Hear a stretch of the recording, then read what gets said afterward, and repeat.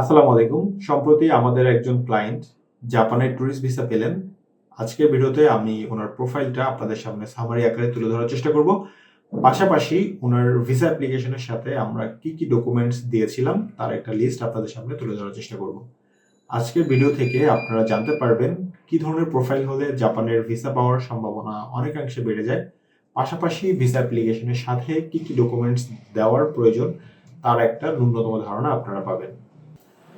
তিনি ভিসা অ্যাপ্লিকেশনের জন্য ভিএফএস গ্লোবালে বায়োমেট্রিক করে জমা দিয়েছিলেন 15 জানুয়ারি এবং পাসপোর্ট কালেকশন মেইল পেলেন হচ্ছে 25শে জানুয়ারি এবং ওই দিনেই হচ্ছে আপনি ভিসা অ্যাপ্লিকেশন ওনার পাসপোর্টটা কালেক্ট করেছেন এবং আলহামদুলিল্লাহ ওনার ভিসা হয়েছে।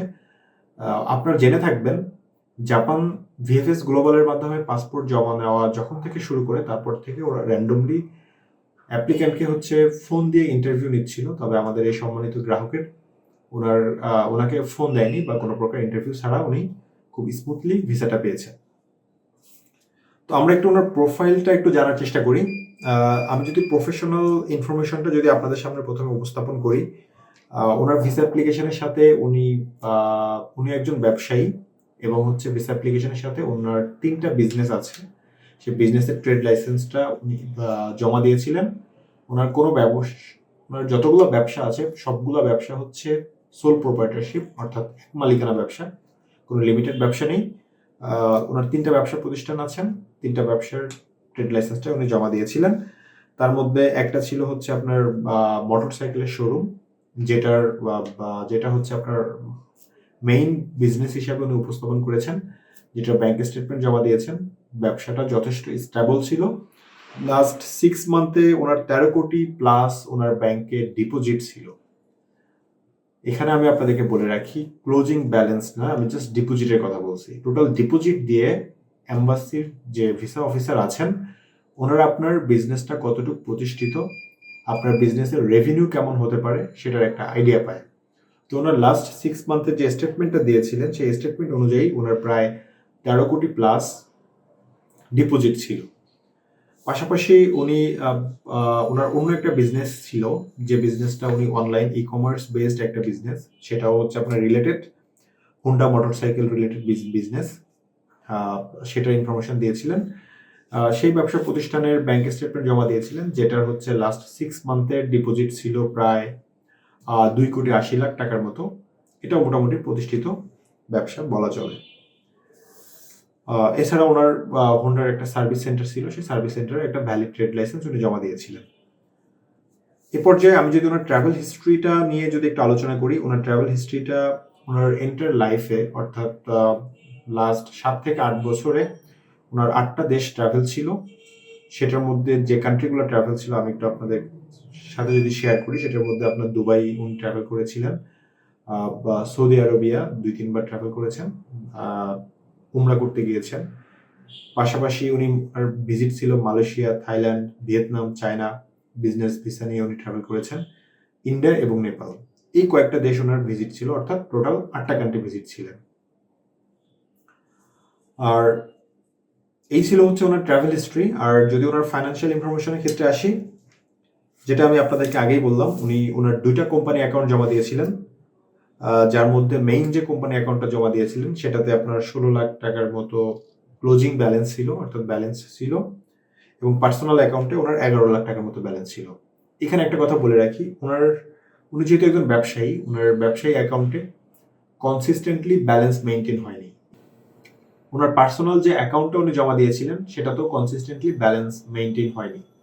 উনি ভিসা অ্যাপ্লিকেশন করার কয়েকদিন আগে, 1 দিন বা 2 দিন আগে আপনার টাকাগুলো ডিপোজিট করে স্টেটমেন্ট তুলে ফেলে।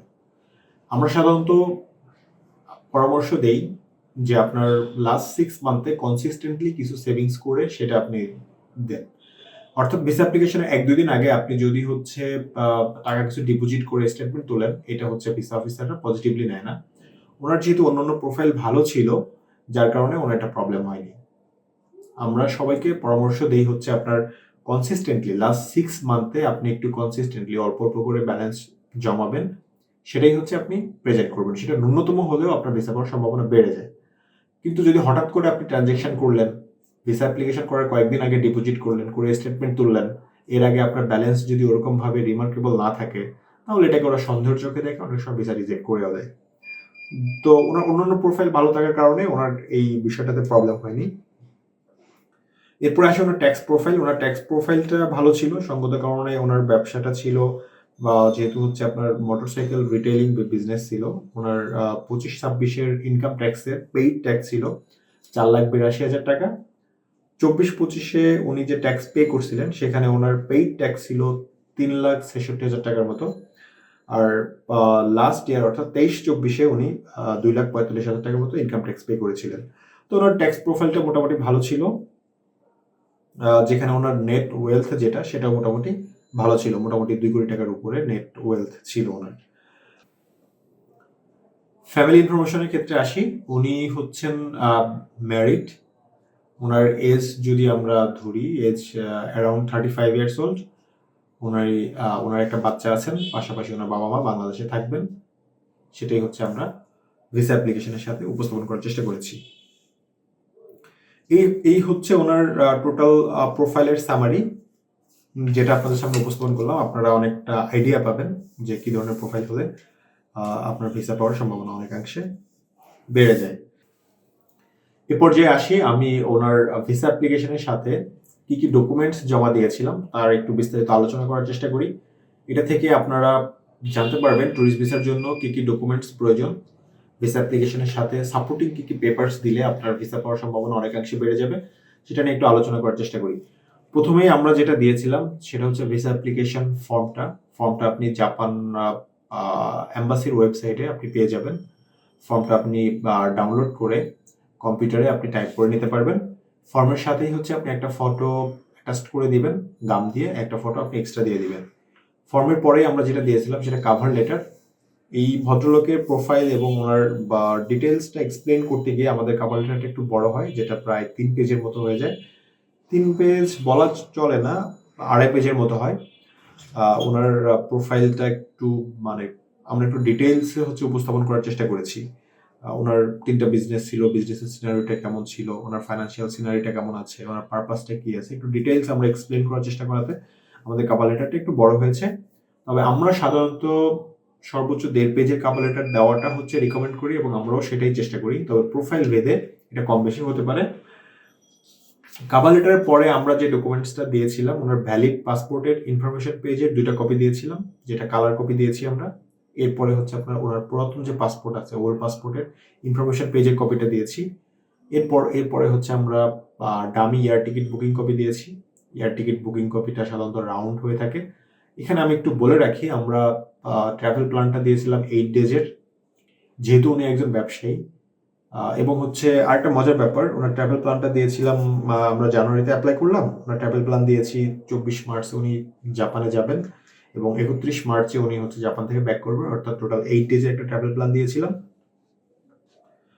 উনি যেহেতু ব্যবসায়ী ওনার এবং সোল প্রপার্টিশিপ বিজনেস ওনার, সো আমরা দিয়েছি যে ঈদের পরে যে একটা ছুটি থাকে, বন্ধ থাকে, যে সময় বিক্রির সেলটা একটু কম থাকে বা বিজনেস ইনভলভমেন্টটা একটু কম প্রয়োজন, স্টাফরা ছুটিতে থাকে, ওই সময়টা আমরা ট্রাভেল প্ল্যান দেওয়ার চেষ্টা করেছি।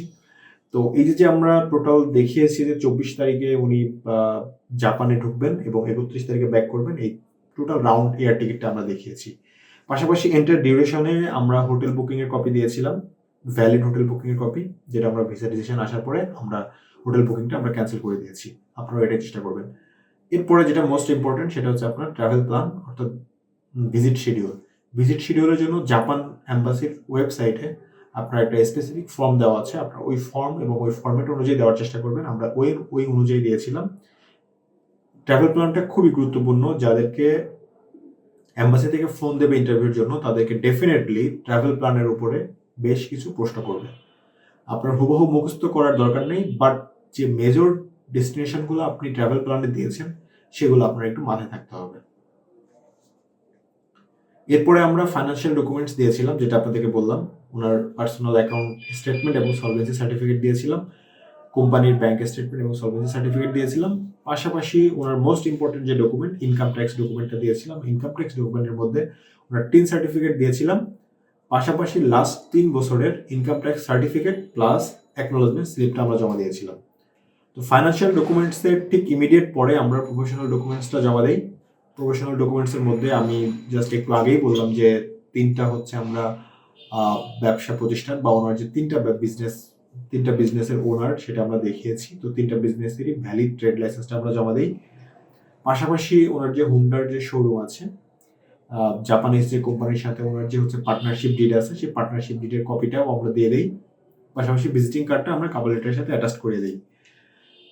এর পর্যায়ে আমরা ফ্যামিলি ডকুমেন্টস দিয়েছিলাম। যদিও হচ্ছে আপনার উনি সিঙ্গেল অ্যাপ্লাই করেছিল, ফ্যামিলি ডকুমেন্টসটা আমরা অ্যাভয়েড করতে পারতাম, বাট আমরা অ্যাভয়েড এই জন্য করিনি, ওনার বাংলাদেশে যে ওনার টাইস আছে, ফ্যামিলি টাইস, সেটা প্রুভ করার জন্য আমরা ফ্যামিলি ডকুমেন্টসটা দিয়ে দিই। ফ্যামিলি ডকুমেন্টসের মধ্যে ওনার ম্যারেজ সার্টিফিকেট দিয়েছিলাম, ওনার personal NID card translated notary copy দেই, ওনার স্পাউসের NID card translated notary copy দেই, এবং হচ্ছে ওনার যে বাচ্চা আছে, বাচ্চার বার্থ সার্টিফিকেট, যেহেতু এটা ইংলিশে ছিল, আমরা ওটা নোটারি করে জমা দিয়েছি।